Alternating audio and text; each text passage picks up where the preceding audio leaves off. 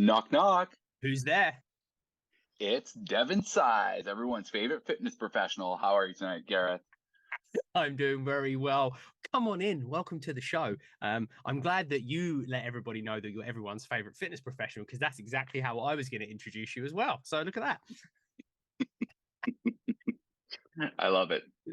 So welcome in, everyone listening. Welcome. Thank you for tuning in for another episode. We are fully into January 2023 now, and we're already a couple of episodes into the year.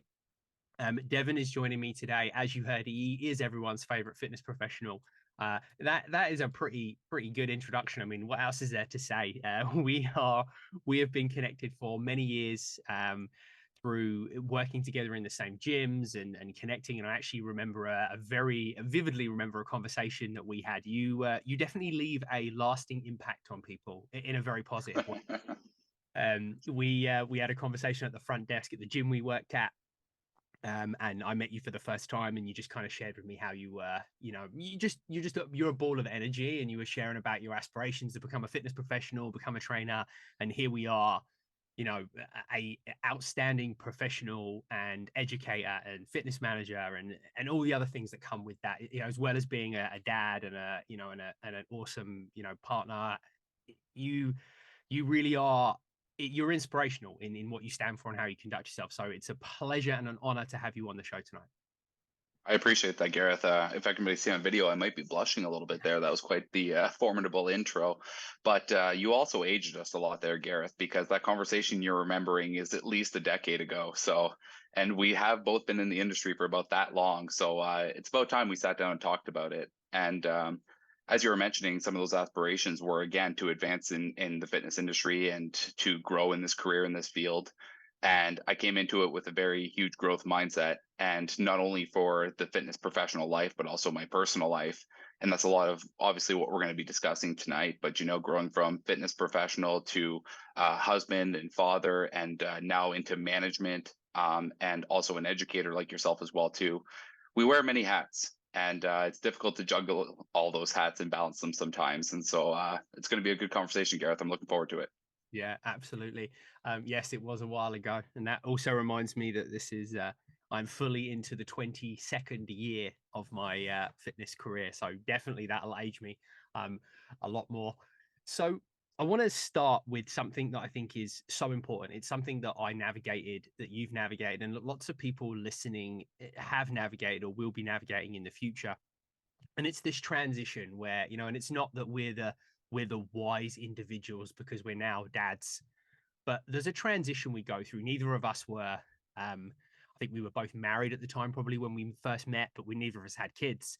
And we were probably both in an environment where our jobs could take up a lot of our time, and, we could build our careers in a space like that. But also from a personal side is, I imagine we both had a lot of time to fit our workouts in and be able to train and be able to do all these things. I'd love to hear your experiences, 5 years, nearly 6 years ago now. We both became dads pretty much within like a month of one another. And I'd love to hear how your world as a professional and world of a person that's just an advocate for health and fitness and, your own well-being, how did your world change when you became a dad, and how did you make that work?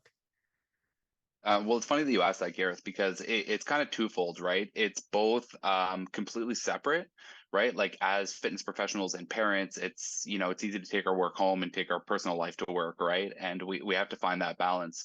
But transitioning from being still married but not a father yet, and having much more personal time.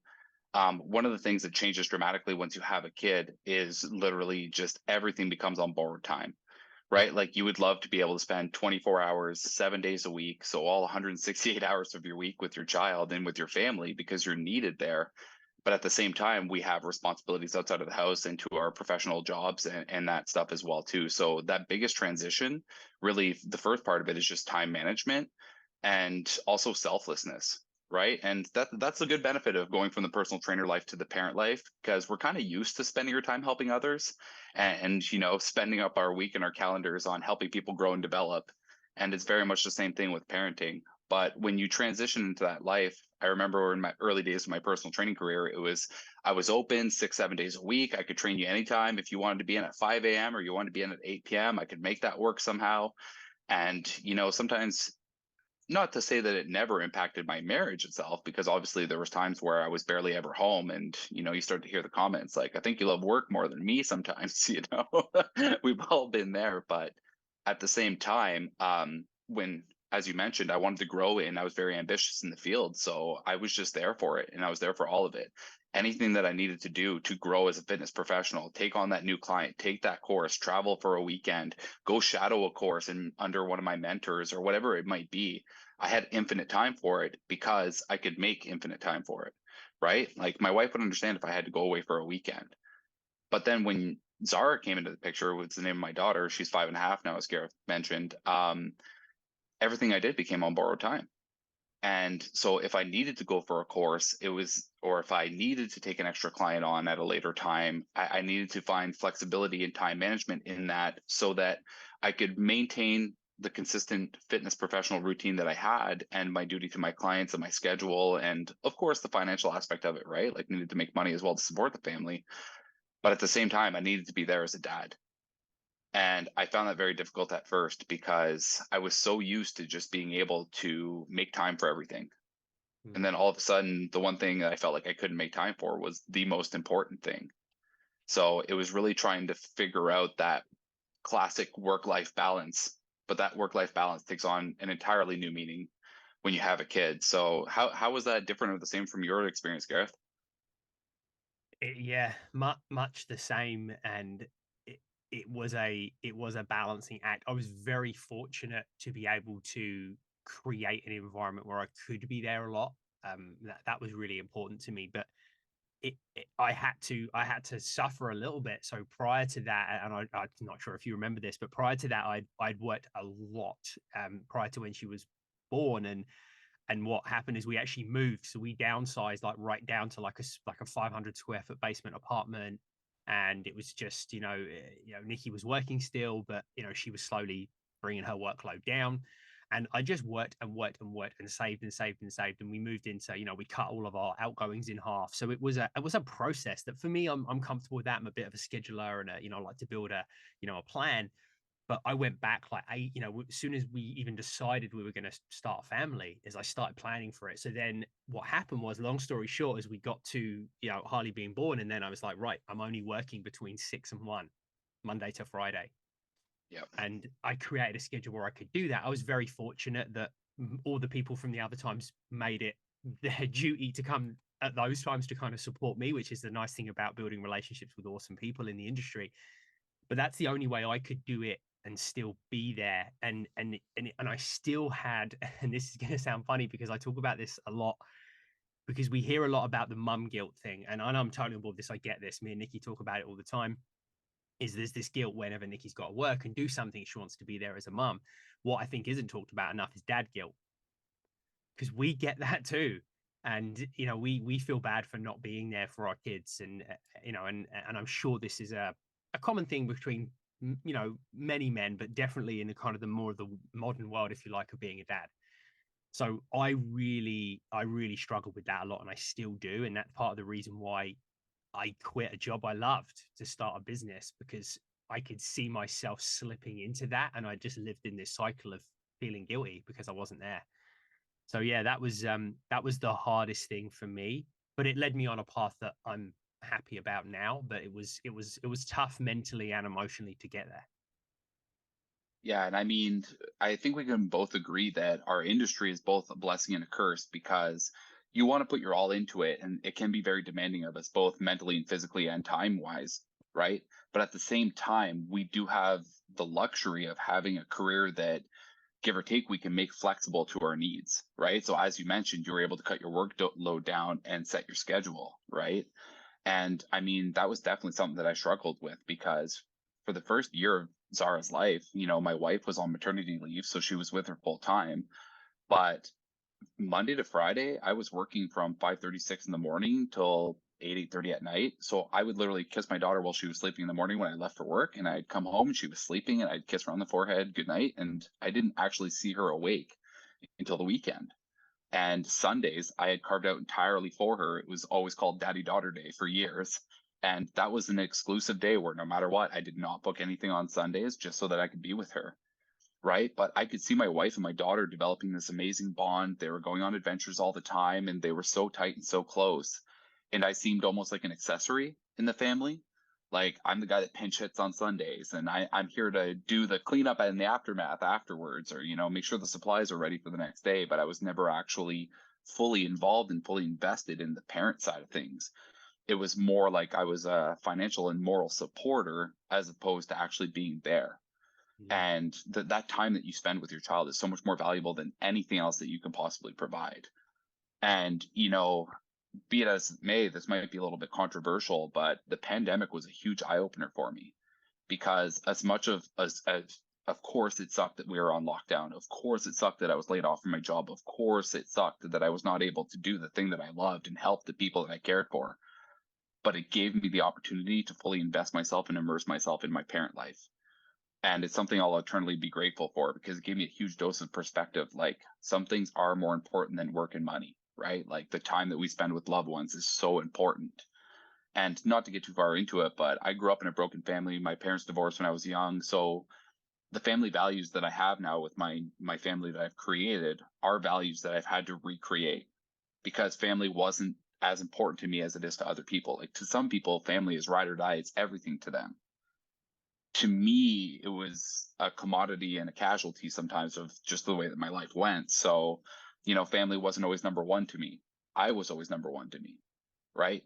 Then when that role changed, right, as a fitness professional, I learned to give a lot of myself out there and be there for others. And then as a husband, I learned the same. And then when you become a parent, that sacrifice becomes real. So, much like you were saying that you changed your schedule to accommodate your new life as a father, part of my motivation, not only with my career ambitions, working with Good Life Fitness as I do, part of my motivation to get into the fitness manager role and to move here to London was actually to help with that work life balance. Because as much as I had to make the sacrifice that I don't train clients as much anymore because I'm in management and education now, I have a 9 to 5 schedule, right? So it's a lot more conducive. I spend every single morning with my daughter now. We wake up at 7. I get to wake up and read books with her, and I get to have breakfast with her and drive her to school in the morning before I start my shift at 9. And then I can get my own workouts out in the middle of the day. So I carve them out in the middle of my work day in between meetings and schedules and appointments and whatever it might be. And then I'm off Saturdays and Sundays in perpetuity now. So I don't work on weekends unless for some reason I absolutely have to, but I don't. So now I'm actually spending quality time with my daughter 7 days a week, where before I was spending quality time with her 1 day a week, right? And the other times it was in passing. So yeah, it's definitely a huge shift. Yeah. We're so a couple of things. Firstly, we're so similar in that family value thing, and I think that's a really powerful place to come from. I think we have to see, oh well, our life happens, and how we react to it is more important than what actually happens in our life. But I also came from a family like that, and I never had a close bond with my family, and I still don't. They're very much, I love them. I care for them. They're there when I need them to be, but we're also 4,500 miles apart. So, that's part of it. Okay. But I never had a tight bond, which is, I think, why I kind of spread my wings and moved, because never really had that. But we never had that tight family relationship like yourself. And I think it really changes, in my experience, it changes how you set those values and how you integrate yourself into your family life and how you show up as a partner when it goes two ways, right? Because it's the same as if you have somebody. I was reading a book recently, and they were talking about how two twin sons in the same family with an alcoholic dad, one ended up an alcoholic, and their kind of response was, well, what did you expect? And the other one was a complete opposite, like teetotals, never drunk anything. And he was like, well, what do you expect? I watched that. I watched somebody die through it. So I'm not going to do that. So, and my point is that when you see something happen in your family, you either respond by doing the same thing and ending up in the same pattern of maybe your relationship breaking down, or you go at it at a different angle, which is I'm going to make sure that I'm going to do everything to work on my marriage, to work on my relationship with my kids. I'm going to keep this and, build these family values. So that resonates a lot with me, and it impacts our health and our well-being too, right? The world we're in. So that's huge. And then the other thing that I think really stands out there is that we're you're able to build your schedule now, and much like I have, around kind of having a child. And we hear this as a common thing that comes up right in the industry, but like, I just don't have time because of my kids, and I don't have this and I don't have that. It makes us so much better coaches to say, hey, there is a way, right? Your way is to find that, go in a direction with your career where you can build this out, where you can train in your lunch break, where you can still see your kid in the morning, where you can show up and contribute in your house. I do the same thing. I get up and train at 5 a.m. when everyone's asleep, and I do it. So then at 6:30, I'm done, and then I can see my family and I can go about my day. And then, for me, work resumes at 8:30 once Harley's gone to school, and I build that in. And this is where I try to talk to my clients. And I can obviously empathize a lot more now as a parent, but there's ways to do it. You just have to be creative because it looks different for everybody. Did you find that in the last 5 years that you also became a better coach through your experiences? Oh, 100%. Because first of all, I started to relate with my clients way more because I was starting to be impacted by the same things that were impacting their schedule, like work-life balance, stress at work, coping with, like having a social, not a social life, but a romantic life with your wife as well too, or your partner or whatever it might be, as well as being able to make the time for your kids. But very quickly, you can understand how kids can become, I don't want to say an excuse, but they can definitely become a barrier to your fitness, right? And Lord knows when we both first had children, sleep, right? I mean, who was Yep. sleeping? So actually, for a solid year, my wife and kid were sleeping in a bed, and I was sleeping in a guest room, just because I needed to be able to sleep to be up at 5 a.m. for my clients, right? Much like you. So you have to make a lot of those adjustments. But to your point about becoming a better coach, at first, when people were like, "Oh, I don't have time, I have kids," you get that join the club attitude, and you're like, "You think you're tired, buddy? Like I was up all night with my kid who wouldn't sleep because she was colicky and everything." And but then you start to realize, like, wait, I have coping strategies. I have found ways to make this work, and I am finding ways to find the balance to make all of this stuff work because it is a priority to me. So when people started telling me I don't have time because I have kids and all this stuff, it started to become, no, no, no, none of us have any extra time. But we all have priorities, right? And if you analyze your priorities and you actually itemize them, probably say that fitness and health isn't one of your biggest priorities because work, wife, kid, money, finances, whatever are taking precedence over that. So if you make fitness a priority and it doesn't deter you from your responsibilities as a father or a husband or a professional, no matter what field you work in, right? When you make fitness a priority, you make your family a priority, you make yourself a priority, which incorporates into making fitness a priority, right? Then you don't have the extra time to do it. You make the time to do it. And much like you just said, does everybody want to get up at 5 a.m. and work out? No, but you do it because that's when you can, right? And so I actually have my clients now make out a time budget for me. I'm like, you budget your money, you budget everything else, but you don't budget time.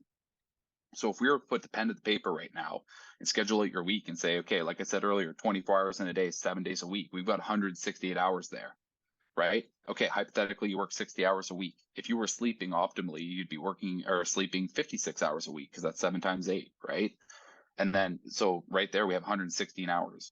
Well, then there's still 52 hours a week. What are we doing with those 52 hours a week? Have it break them down. And then when they actually analyze that and they see the numbers and the raw data in front of them, they start to say like, yeah, maybe I can make 3 hours a week work, right?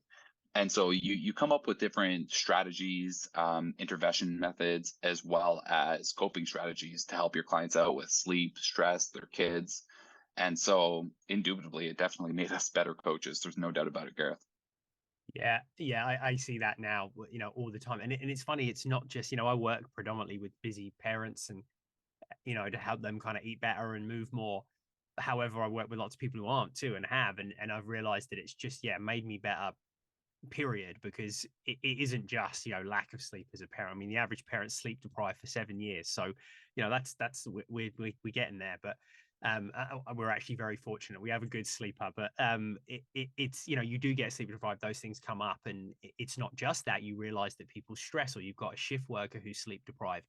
You still, it's that same thing. You can help them find those strategies, and it does just create this better this better coaching understanding, right? It makes us more empathetic across so many different things. And I love the time budget thing. I think that's such a powerful tool for anyone listening, anyone that's looking at their schedule now and thinking about, where do I fit my exercise and my movement in? Is time budgeting is such a useful thing. because it can really show you where you're using. And also, like it is when you do a food diary, it makes you realize, you look and go, oh, I actually realized I spend an hour a day on social media. Great. So let's cut that. Let's not get rid of it if you want to use it, but let's cut it in half. Or let's, I don't know, sit on your, like I do sometimes, sit on my spin bike in the basement, and I'll scroll through and make Instagram posts while I'm cycling. Right. There's ways around that, and you just got to see it like that. What I'd love to dive into a bit off the back of that, which I think is hugely important, and this has happened to me in the last 5 or 6 years, is I had a very all or nothing mentality with my own training. I think because I could, but I realized it created this real disordered behavior around exercise and nutrition, and it has kind of throughout my adult life. I see this a lot in people, and I feel that sometimes when they look at that and say, I don't have time, it's because they have a misconception that they need a lot of time. And the reality is, we don't need a lot of time to fit in movement. Where do how often do you see this with your clients? Is that all or nothing mentality the majority of people that you've worked with struggle with? And how have you helped people navigate away from that all or nothing mentality with their exercise or their nutrition, whatever it is? Yeah, that's a huge point, Gareth. And I'm going to touch on that on both like professionally with my clients, but also personally how I deal with that as well too, because to this day, that's still something that I struggle with, is that all or nothing mentality. But with clients, I've really tried to emphasize that something is better than nothing.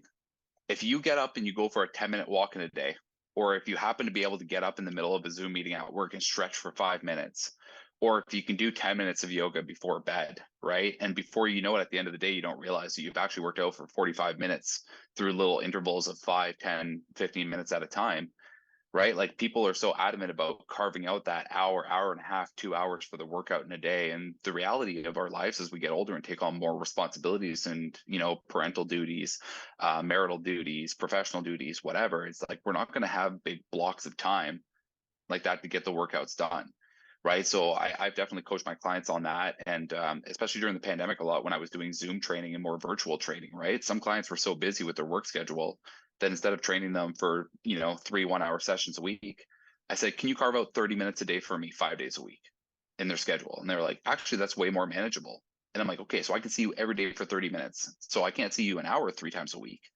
But if I can see you every day for, 25, 30 minutes and I get you moving, we can do some intervals, we can do some high intensity work, we can do some upper lower work, right? It could be body weight, no equipment, so that it's nice and easy. You can jump right back to work. It became way more manageable for my clients, right? And, at the gym, in a commercial gym setting, it's a little more difficult because we do have to train them for an hour, right? Like people are paying for hour sessions, but it's the coaching outside of the gym. So say I have a client that's only a twice per week frequency. Well, that's not enough to really achieve their goals, right? So they're getting homework and they have other time. And they'll often tell me the reason why I signed up with you twice a week is because I can really only carve out twice a week to come to the gym. It's like, okay, so if you can't come to the gym for that third workout that I'm prescribing you for, do you think you could go for a 20-minute bike ride twice on the weekend? And do you think you can walk your dog every morning for 10, 15 minutes? Like, yeah, okay, I've got resistance training covered with you and you're doing your cardio. Awesome. Right. And so when you give clients tools that are easy to follow or homework that's easy to follow, their adherence goes way up. Right. And then as their adherence to those easy things becomes more simple and they've carved it into their schedule and it becomes more routine for them, well, then they're hungry for more. Right. So it's kind of like you have to meet the client where they're at with their schedule, capacity versus demand, everything that we know in our scope of practice. But we also have to work with their schedule, right? Telling clients if you can't carve out 3 hours a week, it's not going to work. Okay, well, you just told them it's not going to work because they've already told you they can't carve out 3 hours a week, or they don't realize they can yet because they haven't done our time budget. But if you give them manageable goals, like, can you do 15 minutes of HIIT workouts with me 3 days a week? It's like, well, yeah, of course I can afford 15 minutes 3 times a week. Awesome, let's start there. Then you up it and you up it and you up it, right? And so I was literally having this conversation with somebody about fitness yesterday because right away they're going from nothing right now and they're like, okay, I'm trying to get dialed back into my 5 day a week routine, an hour every day. I've got this crazy upper body lower split, shoulders, legs, arms, core, back day, and it was a really good program. I saw great results, so I'm trying to get back to that. It's just hard to schedule 5 workouts a week. I'm like, yeah, of course it is. Of course it's hard to go from nothing to 5 days a week. I'm like, why don't you try 2 days a week full body and then work your way from there? and gradually go up to it, right? And so, like you said, some people won't start at all if they can't do it all. And I'm like, you got to start with something and then just work your way up. It's you got to ease your way into it, right? And not to go on a tangent here, but back to my own life, right? It's the same thing, right? Like I've done some programs, like I remember in 2019, 2020 doing a SEAL Fit program, which it was 6 days a week, 2 hours a day workouts, right? So we're talking 12 hours a week. I was working out. It's insane. But I was determined to do this program. So sometimes knowing how hard I can work and how much I can dedicate to my personal fitness, and then, doing 15 to 30 minutes a day right now, because that's all I can afford, it feels like I'm not doing enough. Or it feels like, oh, well, I'm not even following a real program right now or something because I can't work out at that intensity that I used to. But it's like, what can I do now? And what can I do to at least maintain my physical fitness and maintain some sort of training routine? Because it's not always going to be perfect and we're not always going to be able to do it all and get every single workout in, plus all the social activities with our families and our professional life and everything. And so today my day was so busy at work, I thought I wasn't going to be able to work out. But I got in a good 35-minute workout in between 1:25 and 2 p.m. because that's where I had a gap. Right. And so, but old me would have been like, well, 35 minutes is not enough for a workout. And then it's like, no, I can go and get some activity in. It's fine. Right. And so today was a 35-minute workout. Tomorrow will be longer. But every day I do something. So it's just a matter of making it work with whatever you got. Yeah, that's so powerful, I think, for everyone to hear, me included, because we do get stuck in that headspace of what's the point in doing it if I can't do X, Y, Z, whatever that looks like, right? And not for everybody, but for, we'll talk for the two of us. We've both had a life where we could work out 2 hours a day if we wanted to. I remember working full time as a trainer on the floor, and we'd be like, everyone would have a gap in their day at like 11 a.m., 10:30 in the morning after the first few clients, and everyone would work out. And then we'd have another gap at like 3 p.m. because no one's in the gym at that time. And we do another workout just for the fun of it. And like, yeah, I wish I had an hour in my day where I had nothing to do. And it doesn't happen like that anymore. So you got to find those gaps and those spots, or you craft out more time. Like for me, rather than trying to do every day, which is what I'm used to, like 6 days a week, is I just train 3 days a week. And I do my hard training 3 days a week. And it's 3 days. I can make 3 hours, and I just dedicate that first hour of my day. That's something that I've in the last couple of months I haven't done. Just holidays and schedules, it's changed up a bit. I've been training in the day, around other things, but I'm like, no, I need to be back in at 5 a.m. because that's where I'm consistent and where I can fit it in and I can prioritize that hour.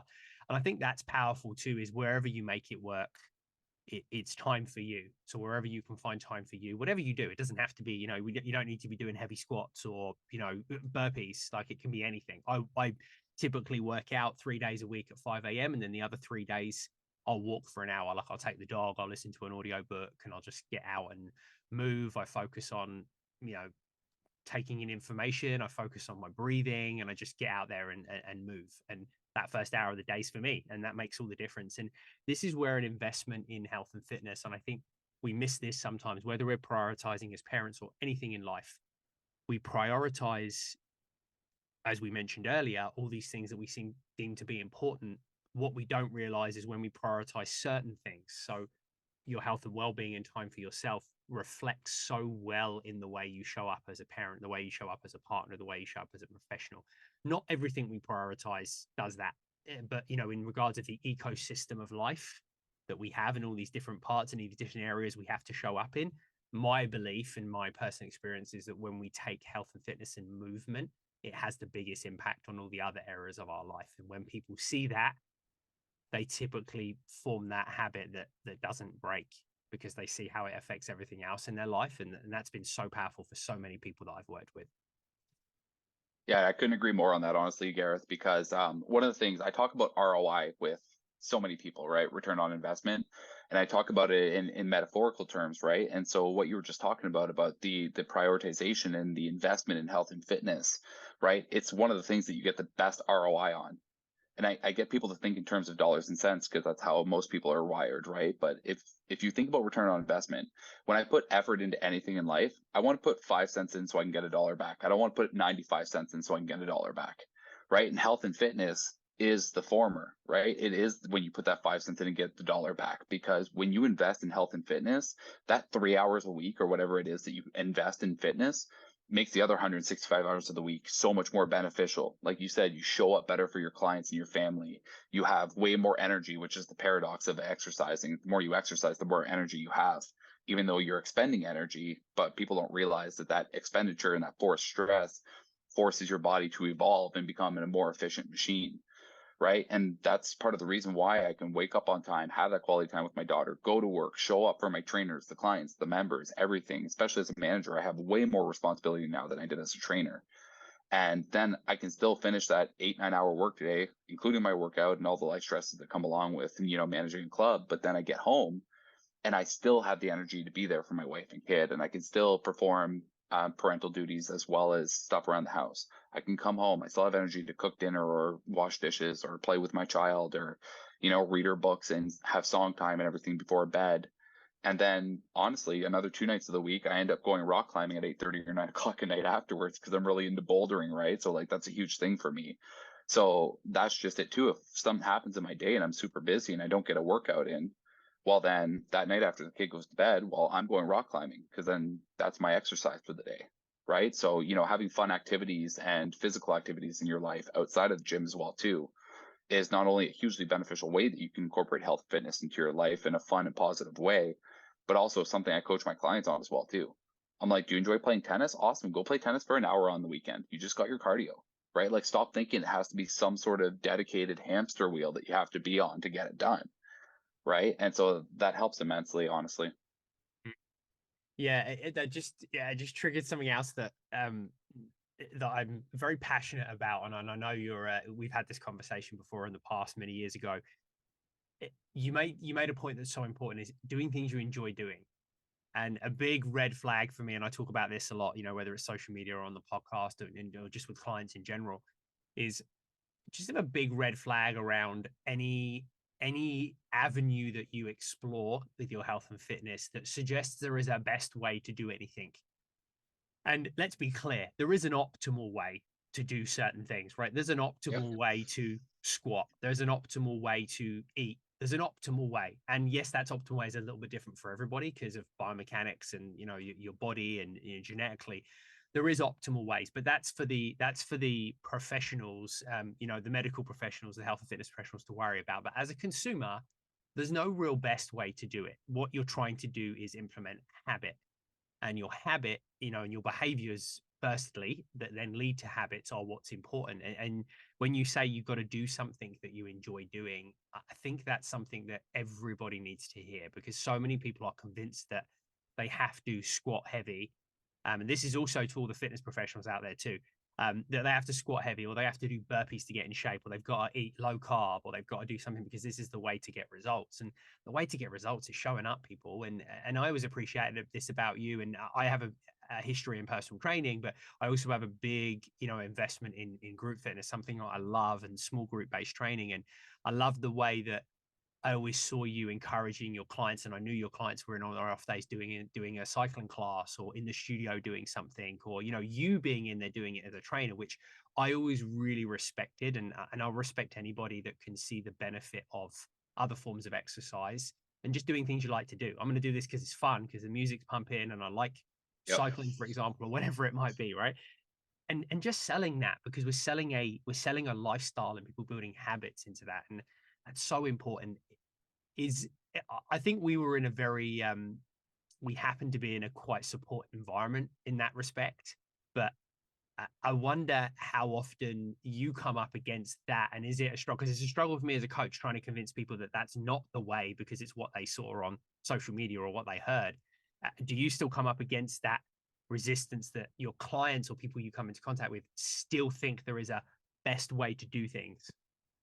Yeah, I mean, it's a blessing and a curse of the information technology that we have at our disposal, right? So the fact of the matter is that nothing that we know or are educated on isn't widely available information. People can find it out there on Google, on YouTube, or on bodybuilding.com, whatever they want to do, right? But the thing is that none of those programs are personalized, right? And so what I loved about being a personal trainer and being a coach in the industry that we work in is that we make personalized fitness plans for people. Right. And for your single 23-year-old guy who's got nothing but time on his hand and wants to get huge and wants to get really, really strong and everything, I can give that guy that 6 day a week, 2 hour a day program, no problem. But for my working mom who has 3 kids and she's got a full-time job and she's got to bring the kids to swimming and piano lessons and everything, if she can show up to the gym 2 days a week and make that work, or she can go to a yoga class on Saturday morning and see me twice a week or whatever it might be, that's going to work. Right. And so it's really about just finding what works for the individual. And like you said, that's going to be completely different for every single person.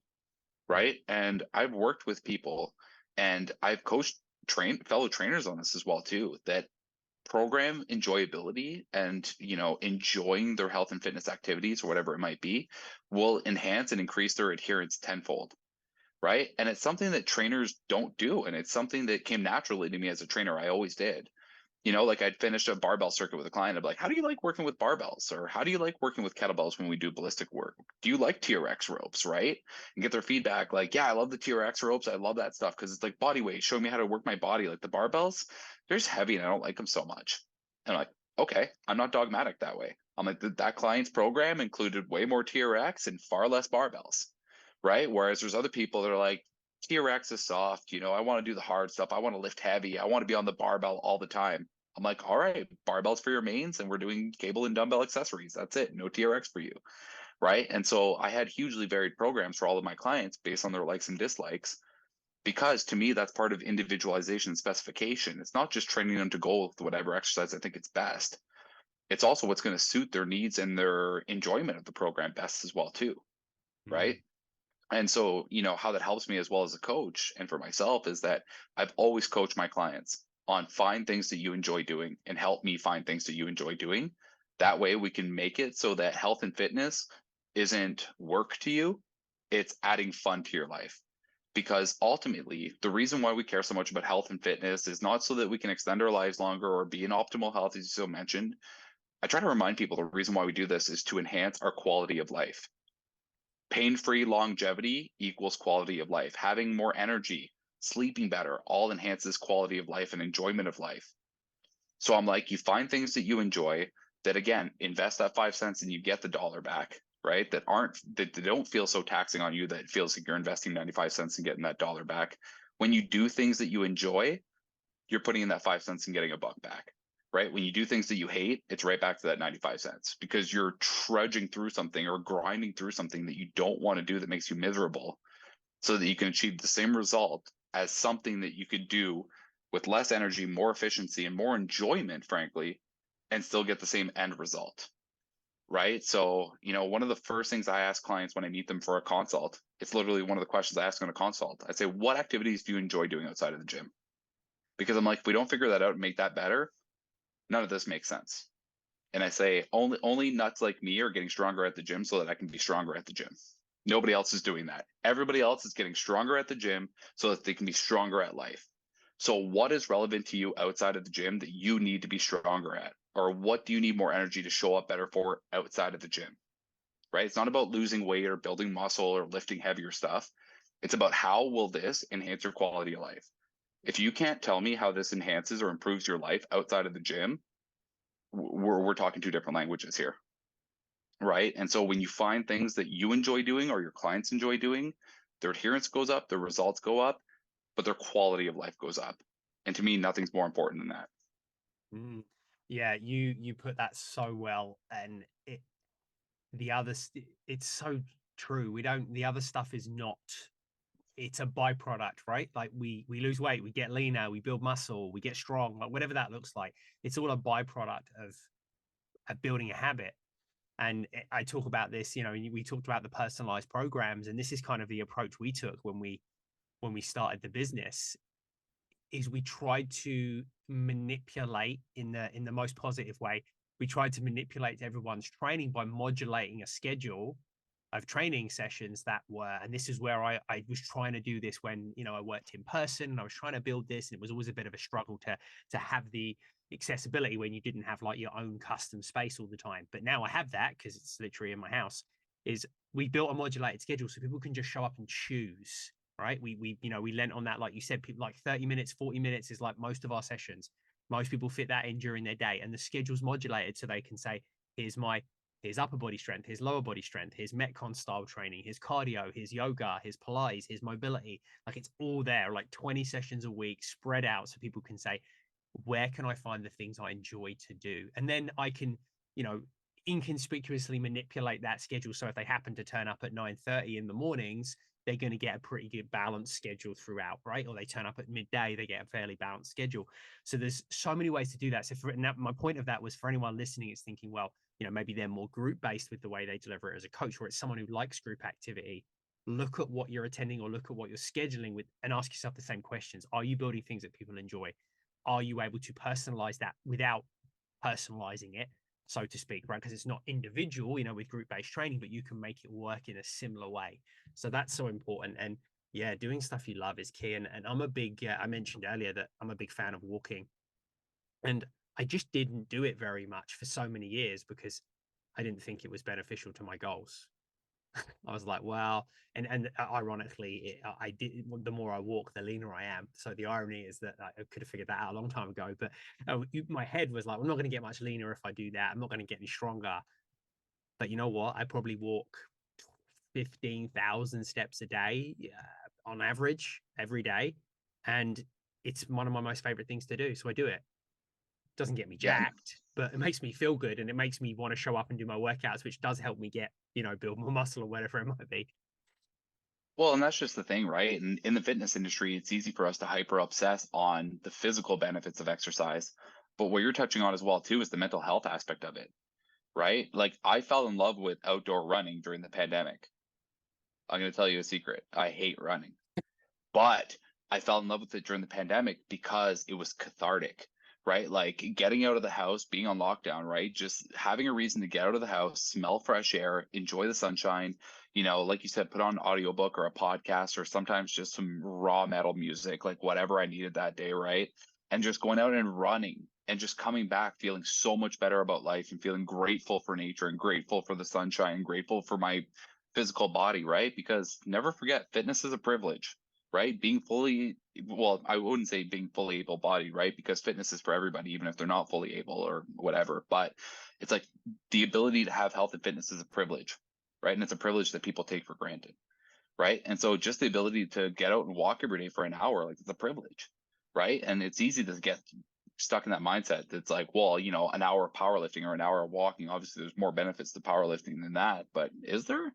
They have different benefits, right? So they're both equally as important, right? And that's super important. And you know, in kind of summation of this as well too, you touching on the modulated schedule that you have at the Knock Academy is so huge because, you know, obviously, like we've both worked for Goodlife Fitness for many years, and I still do work for Goodlife Fitness, so commercial gyms represent. But most people might think that I would have a bias towards that, right? And when I meet people outside of the gym and stuff, and they go, "Oh, I've been meaning to go to the gym," or "I've been meaning to," I'm like, "Have you, or have you just been trying to find something that you can do?"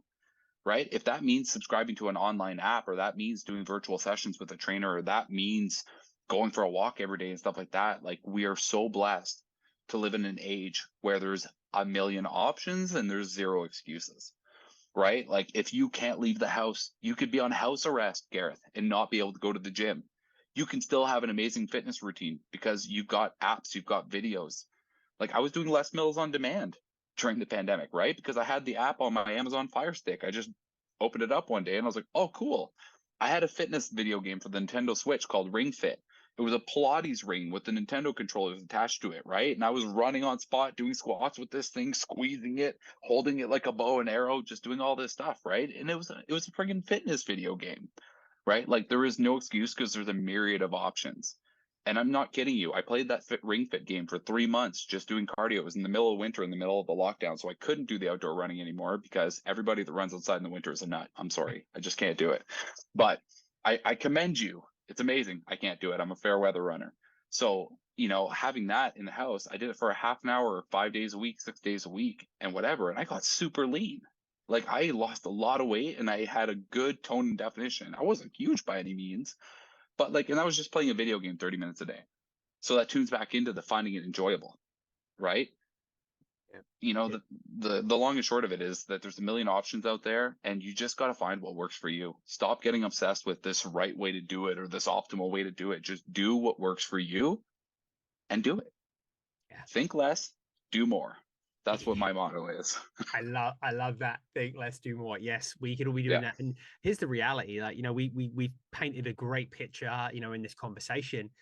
And it might sound, to a lot of people, a lot of you tuning in and listening today, that we can kind of sugarcoat anything when it comes to fitness. And that's our kind of job, right? Is to find those positive points in it. But the reality is a couple of things.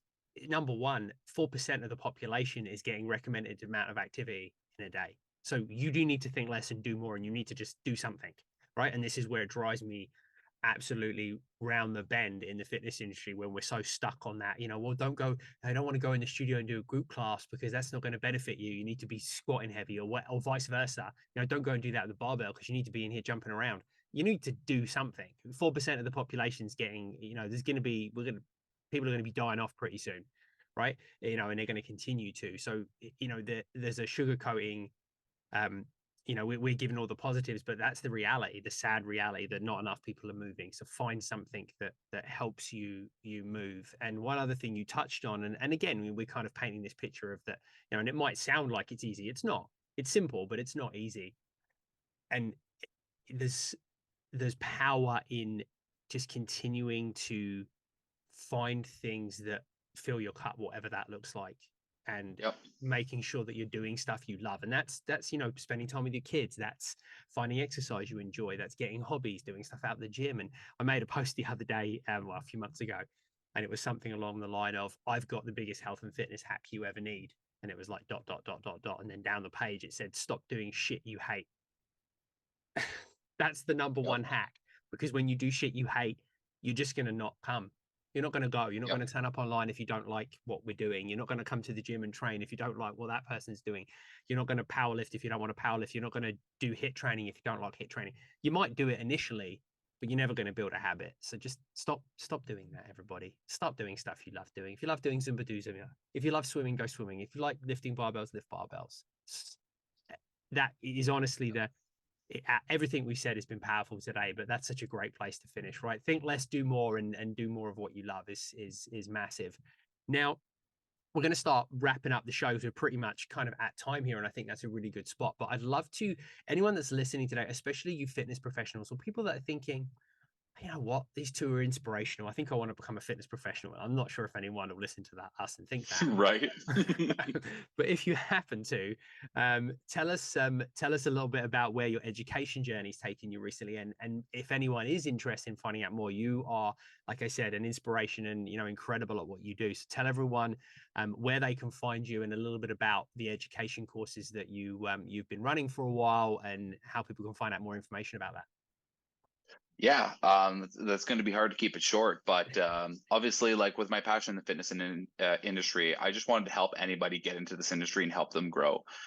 So my passion with this started actually teaching with Goodlife it's called the GLPTI, so the Goodlife Personal Training Institute. And so that's a certification course for people who don't have a current personal training certification, want to work at Goodlife as personal trainers, but they need to get certified. So I was teaching that certification course, which led and evolved me into working with canfitpro as a canfitpro pro trainer. And I now teach the canfitpro personal training specialist courses to get certified as well, to run the theory exams, the practical exams, and everything that way. And so seeing the next generation of trainers and helping them grow and develop and getting them certified, and being able to have even a little impact or a little bit of mentoring or coaching with them at the beginning is just hugely powerful, because I think about all the people that inspired me and all the mentors that I had along the way, whom are still mentors of mine today. It all started because they taught me something, right? And then as soon as they taught me something, I respected them and I wanted to listen more. And so, now that I have the privilege to be a voice like that in the fitness industry, that's just something I'll never take for granted, and that I cherish every day, that I'm able to help inspire and educate the next generation of trainers. And that led me to a career also being an instructor with the Exercise Therapy Association. which is amazing as well too, because their entire model is to help clients move pain-free, right? And that's all they do through a system of functional muscle testing and a movement screening, and then corrective exercise, and then back into regular strength and conditioning programming. And it was such a powerful tool for me as a personal trainer, just to be able to get my clients' knee pain or their shoulder pain or their nagging back pain to go away. So they had the freedom to have that quality of life outside of the gym. Like, the most motivating things or the most inspiring things I heard from my clients were when they came back and just told me, like, yesterday I went up a flight of stairs for the first time without knee pain. And I'm just like, that's fucking amazing, right? Like, it was just so, like, it was awesome. And most people are obsessed with, these before and after transformations online and stuff like that. And like, that would bring a tear to my eye or give me shivers as opposed to it, right? So, helping people to move pain free and find things that they enjoy. And that might be changing their career from being an accountant and, absolutely hating that job to becoming a personal trainer and having a career that they're passionate about. So it's just, yeah, that's what led me into education, was just sharing my expertise, wisdom, but more importantly, my passion with people. Nice. And if anyone listening, well, I'll put it in the show notes, but where's the best place for them to reach out to you to see your upcoming courses and find out kind of, how they can be educated by you? Yeah, well, just to be connected with me, a central hub is just my Instagram account. So at Size Matters Fitness. And so, as you see in the show notes, my last name is Size. That's why it's Size Matters Fitness. Size does not matter to me, but it was just natural branding. So I went with it. I tried like Size It Up Fitness, and I tried like Find Your Size, and then at the end of the day, Size Matters was just the best way to go with it. So at Size Matters Fitness on Instagram, you can find me there. Of course, if you want to look up one of my canfitpro courses, you can go to canfitpro.com and search my name, and all of my information, my bio, and my courses will come up there. Same with at Exercise Therapy Association on Instagram, or the Exercise Therapy Association.com. If you want to find me anywhere there. But yeah, find me, hit me up, come find me. And I'm always open to discussing things, giving you suggestions on courses, helping you with parenting versus fitness, whatever you need. I'm here for you, and you'll always get a response from me. So come find me at Size Matters Fitness. Nice. Well, that's awesome. It's also going to be in the show notes for everyone listening. So if you didn't catch that, or it's not safe to go scrolling Instagram right now, depending on where you are, come back and have a little look. You can find all the details. And I'll put the websites in there, and I'll put everything in there, so you'll be able to reference back to it, and you'll be able to find all that information. That's pretty much it for today, everyone. So, first of all, Devin, your time, your passion, your expertise, and just I always enjoy talking to you, and we could talk forever. We typically do when we get going. So, I just appreciate you, everything you bring to the industry, and just the impact you make on so many people. I appreciate you, and I'm sure many other people do. So, thanks for being here. No, the pleasure's all mine, Gareth. And honestly, like, I find what you're doing right now inspirational. Starting a podcast is something I always thought about doing, because I love talking to people and I love having these deep philosophical, personal conversations and stuff. And I actually found this really cathartic to just kind of like talk about our lives as dads and stuff. And we both became fathers, like you said, a month apart. Both of our wives were pregnant at the same time. And I remember talking to you at that same table at the front of the gym and being like, "Oh my God, what are we gonna do? This is gonna be crazy." And here we are, 5.5, 6 years later, and we're both crushing it in our own ways, right? We both took completely different life paths, but with the same goals in mind. And it's just an honor to be able to share this life experience with you and chat about it. And if anybody listening to this got even a tidbit of wisdom out of this, then our work here is done, Gareth.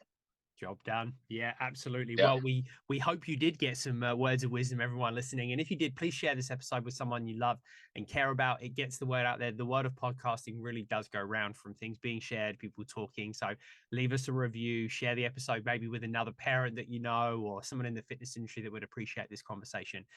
As always, every single listen, every interaction, every time you engage in the show, we appreciate it. It means a lot to us. That's it for today, and we will catch you next week.